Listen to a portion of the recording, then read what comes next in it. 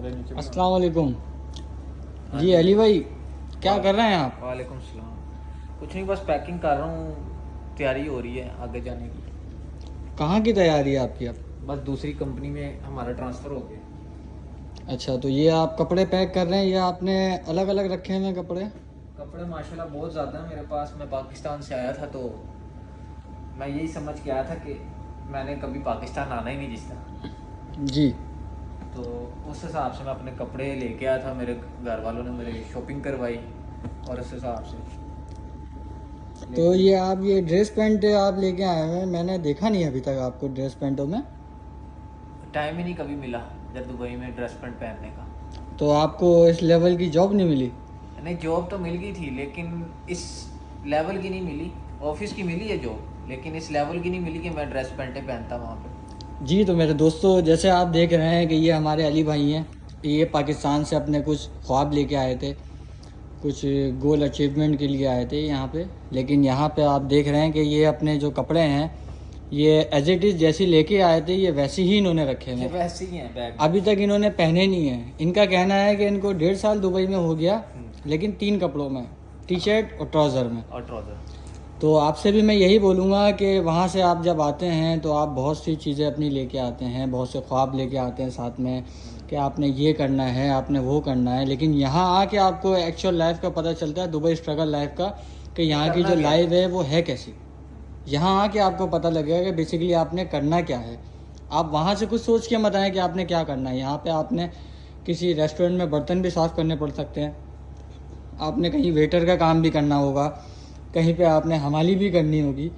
तो बहुत से लोग होते हैं जो सोच के कुछ आते हैं और करते कुछ हैं, और जिसके इसमें मैं मेन पॉइंट आपको बताना चाहूँगा कि अपने पास आपको एक टिप मैं देने जा रहा हूँ कि जितना कम सामान या लगेज आप अपने पास रख सकते हैं आप रखें, ज़्यादा बिल्कुल भी ना रखें। अब देखें मेरे पास कितनी पेंटें इस टाइम मैंने अपने खाली ये पेंटें ही पेंटें हैं तकरीबन 1 2 3 4 5 6 7 8 9 मेरे पास अभी पेंटें। और अभी एक बैग मेरा वहाँ पे पड़ा हुआ है और अभी उसको भी हमने ज़रा खोलना है, ओपन करना है, उसको सर्च करना है, उसमें ऑपरेशन करेंगे कि उसमें क्या निकलता है, उसके बाद देखते हैं। तो दोस्तों, आपको वीडियो बनाने का हमारा जो मेन मकसद था वो ये था कि आप जब भी पाकिस्तान से आएँ तो कोशिश करें कि आप सिर्फ एक हैंड कैरी लेके आएँ, क्योंकि यहाँ की जो स्ट्रगल लाइफ है वो बहुत ही टफ़ है। ज़रूरत का सामान सिर्फ। बस, क्योंकि यहाँ की स्ट्रगल लाइफ बहुत टफ़ है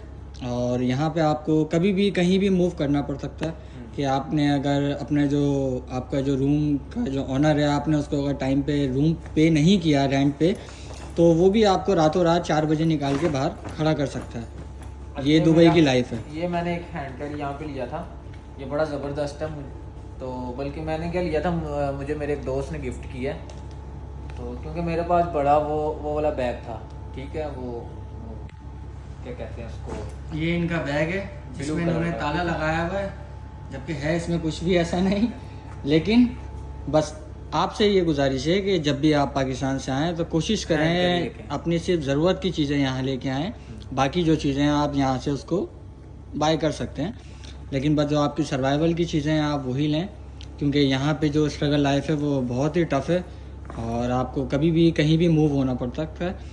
तो बस यही आपके वीडियो बनाने का आपका यही मकसद था कि आप वहाँ से बहुत सारे अपने ख्वाब लेके आते हैं और बहुत सा आप कुछ सोच के आते हैं, लेकिन एक्चुअल में यहाँ ऐसा कुछ भी नहीं है।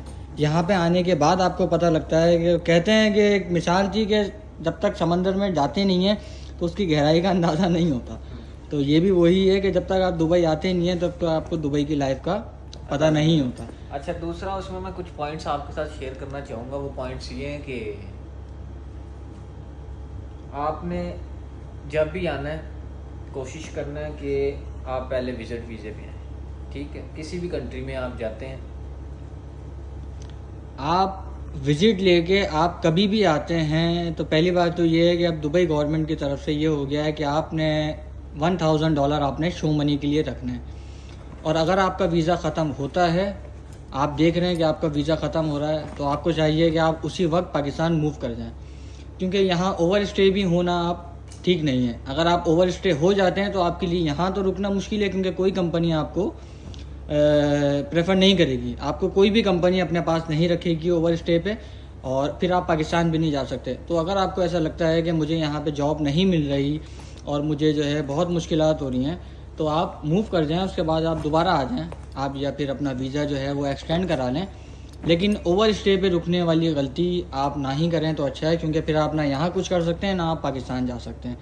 ये भाइयों वाला मशवरा है, क्योंकि यहाँ आ गए तो फिर आप फंस सकते हैं, क्योंकि आपके पास जाने के लिए भी कुछ नहीं है और यहाँ पे भी आपके लिए कुछ नहीं है। फिर आपको वही दिहाड़ी मजदूरी और 50 रुपये रोज़ पे काम मिलेगा, वो भी ऐसा होगा कि 12 घंटे की ड्यूटी, तो आपके लिए बहुत मुश्किल होगा। तो यही आपसे कहना है कि अगर आपका वीज़ा एक्सटेंड ख़त्म होने वाला है तो आप उसको या तो एक्सटेंड करा लें या फिर आप पाकिस्तान वापसी मूव कर जाएं, क्योंकि बगैर वीज़े के यहाँ कोई कंपनी नहीं रखती।